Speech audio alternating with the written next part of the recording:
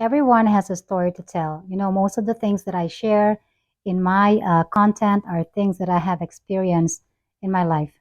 And one thing that I've learned so far over my, 52 years, I'm turning 53 by the way this July, is that whatever you're doing every day, make sure that you're doing one thing that will lead to your goal. Okay, whatever that goal is, make sure you do one thing that can lead to that. Okay, one step at a time. Sometimes I tell my friends, I'm not a person that is really like, planned like ahead of time, like 1 month ahead or a year ahead. I just, think one day at a time. Okay, but I have my big goals, but every day everything that I do is leading towards that big goal.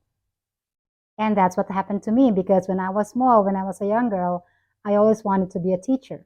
But that changed when I went to college because I took a Bachelor of Science in Architecture because I thought I wanted to be an architect because of my sister who's an engineer.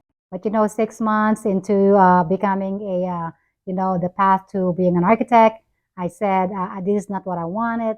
So I thought of, applying as a assistant registrar in a private school in the Philippines. And from there, I saw the school, I saw the children, the students, and I said, I want to be a teacher. And so fortunately, they knew that I had a bachelor's degree. The principal saw, and I was a graduate of architecture. And so they told me to get like classes for teaching, and that's what I did. And so the next year, I was teaching, drafting class.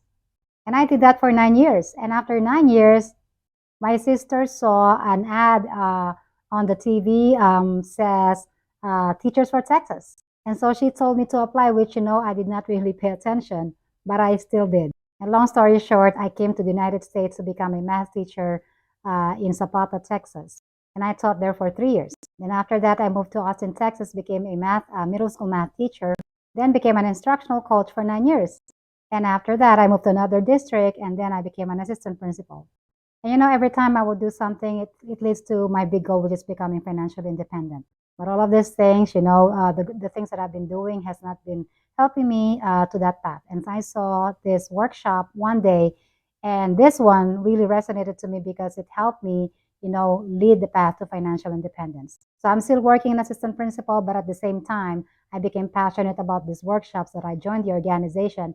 And now I'm part of it, providing free workshops to everybody because it helped me. So, if it's good for me, it will be good for anybody. Okay, so why don't you join me in this campaign? I can be part of this campaign educating 30 million families by 2030.